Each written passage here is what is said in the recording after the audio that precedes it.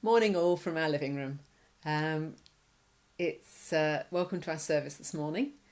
I'm Sarah, one of the support leaders at Ebby, and we're starting a new series this morning on living the lifestyle of Jesus. It's just a 3-week series, but we're looking at actually how can we live the life that Jesus has made available to us.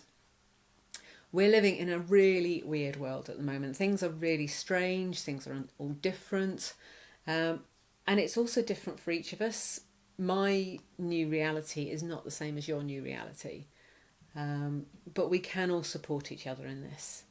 But I think one thing that this has really shown me is that this is time that we can look at our priorities ourselves, our priorities from where our life has been, what we've been doing in the past, and our priorities as to how we actually would like things to go forwards from here on.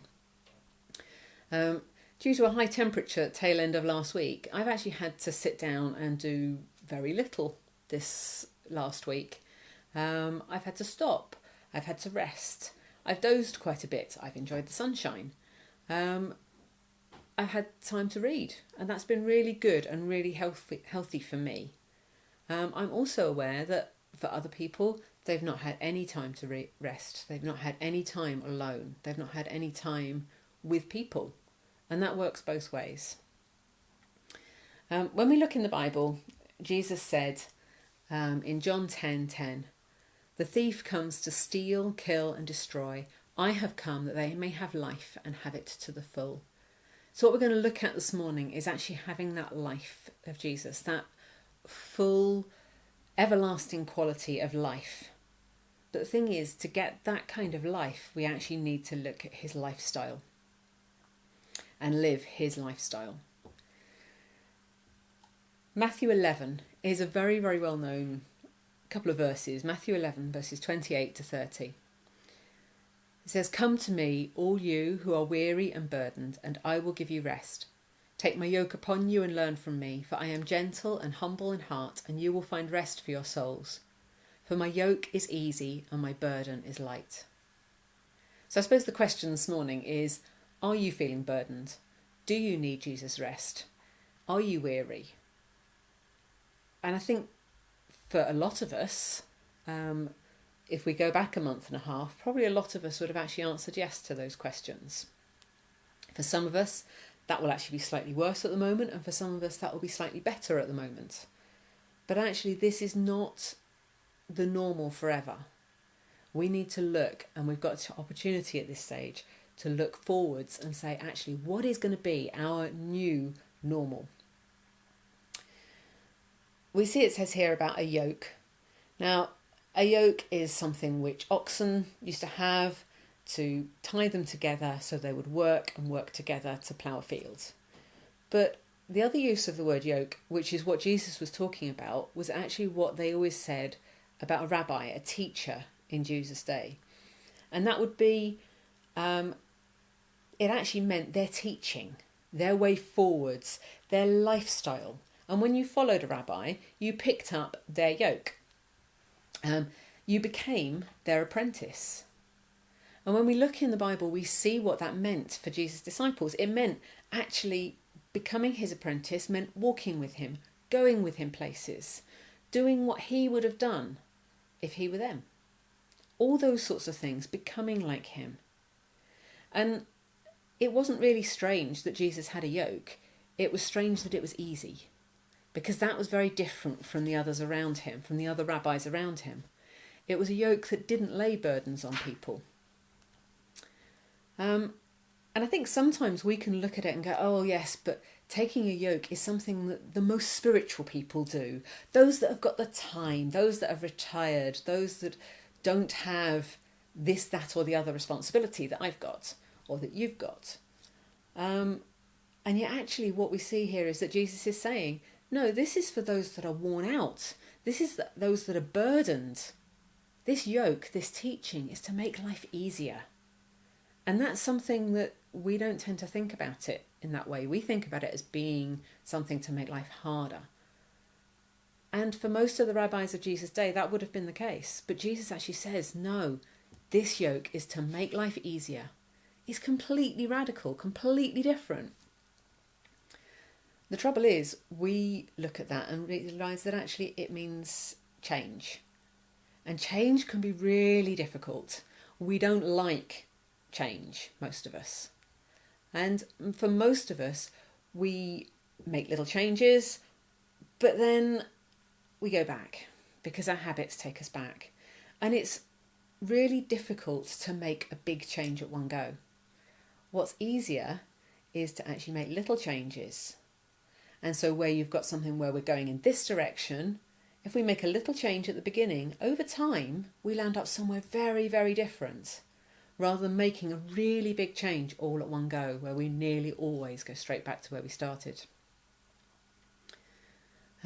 Another version of the Bible, one that's written by N.T. Wright, The Bible for Everyone, says, "Are you having a real struggle?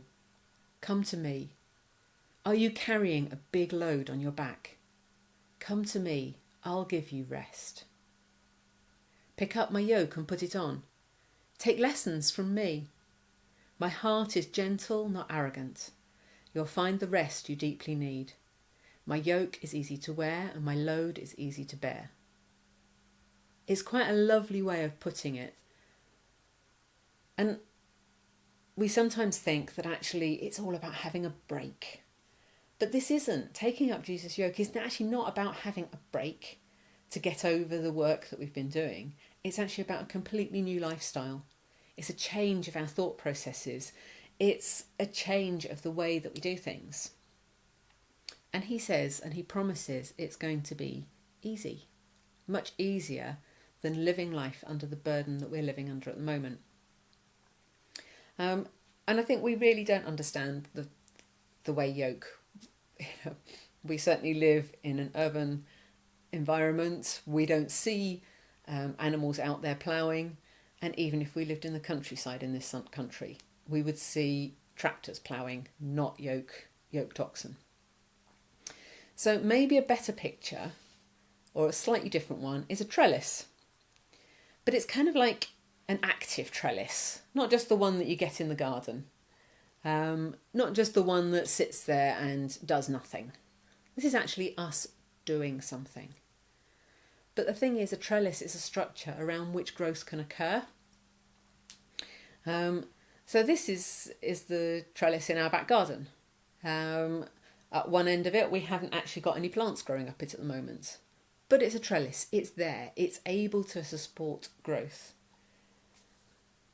And at different seasons in life, that trellis looks different. Partly because it's got growth up it, like this one has at the moment, and partly because we're just in a different season of life. Those structures that we put in place to help our growth change with time. The trellis for us might look different from our neighbour, from our friend, but actually we can pinch ideas off each other as well. And the thing is, here we've actually got a part of the trellis that's actually broken. It was put in place, but it's not quite working right, just up here. And yet, that is still working as a trellis. It still helps growth. The things that we tend to think of in terms of spiritual growth and growing as to be like Jesus, things like prayer and solitude and secrecy and Sabbath and fasting and giving and Bible reading. Now, classically, these have been called the spiritual disciplines, but we tend to think of that as being something very oppressive. But actually, it is much more like the trellis, where those things are the things that help us to grow. They're apprenticeship tools there to help us to grow. John Mark Comer says, "Are you ready to arrange or rearrange your days so that Jesus' life becomes your new normal?" And actually, I think that's an important question for us to ask. Are we actually ready to actually change things so that Jesus' life is what becomes our new normal? If we add his teachings to our normal lives, we just become overburdened. If we try and take his yoke, his trellis, his structure on top of everything at the moment, we're just going to become completely squashed by it all. And I think that's something that I know in the past I've tried to do and just add in bit more time reading the Bible, or times of prayer, or meeting up with people, or various different things, and it's just gone on top of what's my normal, and that's not actually very healthy. It just squashes me. And again, John Mark Comer says an easy life isn't an option. And if we're honest, we know that. But an easy yoke is an option. And it's an option that we need to choose. It's not just going to be put upon us. The Message version of the same passage says, "Are you tired, worn out, burned out on religion? Come to me, get away with me, and you'll recover your life. I'll show you how to take a real rest. Walk with me and work with me. Watch how I do it. Learn the unforced rhythms of grace. I won't lay anything heavy or ill-fitting on you. Keep company with me and you'll learn to live freely and lightly." So, again, it's a beautiful way of looking at it. And if we live life in Jesus' way, we will actually find rest for our souls. So I suppose the next question is, how did Jesus live? And I think when we look through the Gospels, we see that he was constantly in touch with his Father. We see so much time was spent in prayer, alone with his Father, in relationship with his Father, with God. And that is something that we'll be talking about in a couple of weeks' time, in a bit more detail. We also see that Jesus had margin. He had space. He lived a very, very busy life, and yet he was never actually hurried. Margin has been defined as the space between our load and our limits. We don't live at 80% with space to breathe. We tend to live at 100%. And when I read that, I really thought, yeah, that's me. I live life at 100% and then wonder why, if anything else gets loaded on me, I then feel like I'm going to break. And it's because I haven't got any space in my life. And over the last year or so, I have been trying to look at actually where can I put space in my life? Where can I build that margin into my life? And this last few weeks, I've really had to look at that in a bit more of a serious way, partly because I haven't had any option not to look at it. Whereas before it was easy to go, oh, I haven't got time to look at that. I haven't got time to work out how to do that. But at the moment I have got that time. If I'm brutally honest, I have got that time. I can look at it. I can think about those things. And the thing is, when we see Jesus in the Gospels, he had, a very busy life, but he also had space to be interrupted. The thing is, when we get interrupted, we often get irritable, we get short, we get annoyed, we don't give our best to people, and we never ever see Jesus doing that. You know, we don't ever see a stressed out Jesus snapping at Mary Magdalene after a long day and just saying, I can't believe you dropped the hummus, sighing and then going, I need a glass of wine. It doesn't happen. And yet actually we see that as being not an unreasonable response to something. But that's only what happens when we've got no space, when we've got no margin. I think another thing that I've really noticed in looking through the Gospels at this is that Jesus didn't see his time as his own. He didn't see that this is my time and I'm going to use it the way I want to. He says, I only do what I see the Father doing. He was prepared to be open, to listen to what God was saying. And the thing is, if we see our time as being ours, then when it gets taken from us, we get irritated. We feel it's been stolen from us. We've lost something. If we see our time as not being ours in the first place, but being God's in the first place, then actually that's not time that's been stolen from us. The thing is, we sometimes go, oh, I just need more time. The thing is, I can come up with a list of 100 things I would do with more time. And I have to admit, I am doing some of those at the moment. But we would just fill it with other stuff. We want to dictate what we're going to do with our own time. It becomes our precious. it becomes our idol. And that's never healthy. When we look at Jesus, just in the chapters of Matthew 8 and 9, if you've got time this week, it's worth looking at. Matthew 8 verse 2, Jesus was going along and someone came along to him, so he healed this leper. 8 verse 5, a centurion came to him asking him to heal his servant. 8 verses 14 to 17, Peter's mother-in-law and others on the same day. They were all interruptions. Then we go to 8:28. Jesus went to the other side of the lake to get some space. And the guy who had evil spirits interrupted him. He healed him. He treated him with love, or treated them with love. In Matthew 9, we see that Jairus actually interrupts him as he's going along and asks him to come and heal his daughter. Jesus goes with him, and as he's on his way, another woman interrupts him. And Jesus loves her and treats her as an individual and as precious to him. And what we see is that absolutely everything Jesus did came from love. The way he treated people always came out of a heart of love. Can I say that? Not always, no, if I'm honest. The thing is, love is never, ever hurried. You cannot love someone in a hurry. Jesus loved everyone, and he always loves us. So we're kind of looking at this in a very weird world in many ways. Just the fact that I'm actually talking here to a camera and I can't see your faces, I can't see your response. I find that weird. We're isolated, we're a bit more separated, and we've been forced to slow down. Now we can see some of the advantages of that. Some of the stuff I've been looking at is really given us opportunities to do that because we've been forced to slow down. But the thing is, not everybody has been. Those who are working in hospitals, those who are working in deliveries, those who are working in shops and retail, many will be working and working harder and under increased pressures. I'm aware of that. So, cut yourself some slack. You can't do everything. We've been forced away from some people. We've been forced together with some others.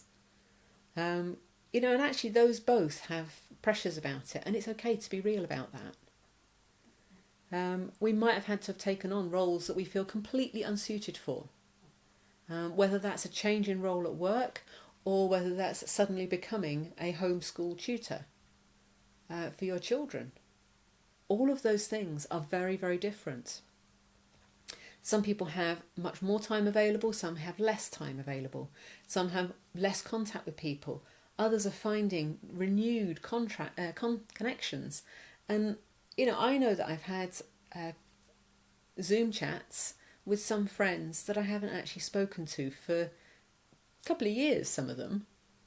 And yet, we've had a few text messages and what have you between, but actually we've had time to sit and have an hour-long chat. And that's been lovely and been really good to reconnect. For some people, there are severe worries about money, about health, about family, about people that are living in other parts of the country or the world. And all of those things are an extra thing, and we've got to be aware of all those things and be honest about those things. But that shouldn't stop us from actually having 5 minutes here and 5 minutes there to actually look at what do we want life to look like after this. For me, I know that some of this stuff is actually showing up what my priorities have been.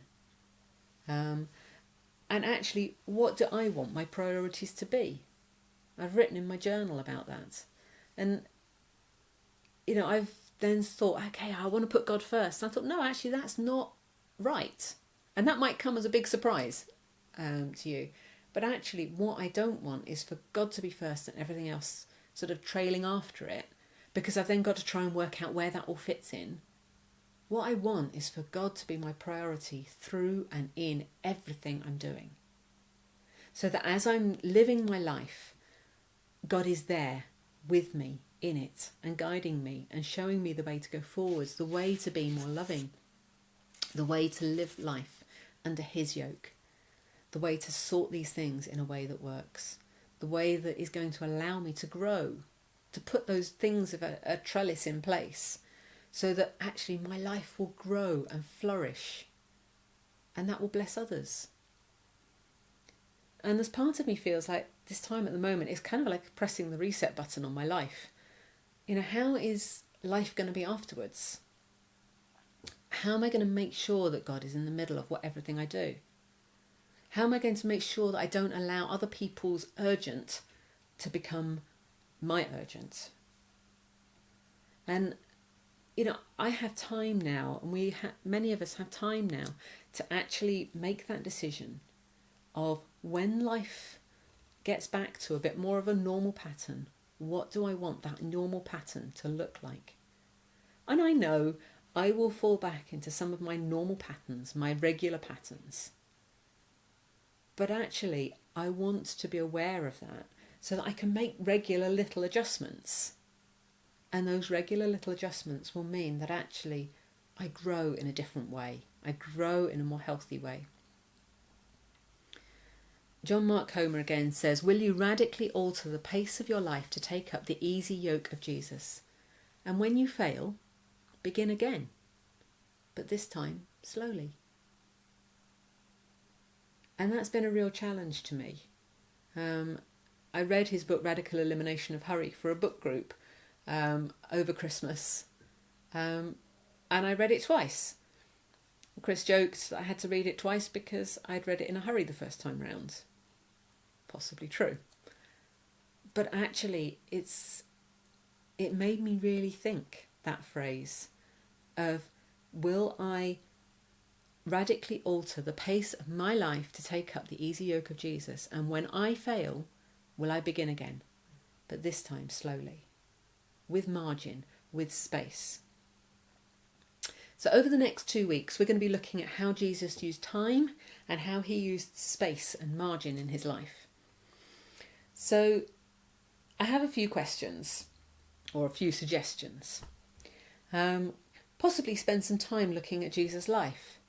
I actually read through the 4 Gospels, skim reading, quite quickly, just looking at how many times he was interrupted, looking at how many times he went away from the busyness of life. It's amazing how many times he did that. But if you don't have time to do that, look at just Matthew 8 and Matthew 9. Look at your own normal life.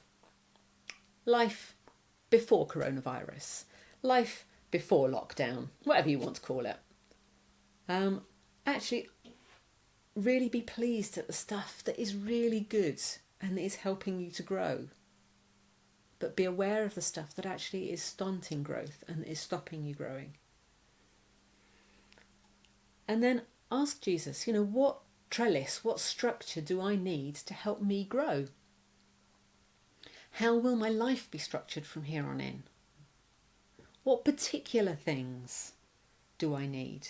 What bits of trellis do I need? And also, how will I keep that accountable? I'm going to, and I'm going to suggest others do as well, actually potentially get a card or start writing a letter to someone, actually asking them to keep you accountable on a specific date. Ask them to check up with you after about 4 weeks, 8 weeks, whatever. But make the changes that you're putting down and suggesting sort of measurable, so that you can kind of go, yeah, I have done that. Or, no, I haven't managed that. And don't beat yourself up when things don't go according to plan. Because that's life. We know that at times. But reassess and start again. And that may mean on the same thing, or it may mean a slightly altered goal. But the thing is, don't forget that the trellis, the structure, the goals, is there to help growth. It's not an end in its own right. Those bits of trellis that are at the bottom of our garden are not very attractive in their own right. But they help our clematis to grow really nicely. And it means that it grows up and it doesn't just grow in a flopped heap on the floor. The trellis is there to help growth. It's not there as an end in itself. So as we look forwards to another week, treat this as an opportunity to actually look back and look forwards at where you'd like to go and what you'd like to be doing. Thank you.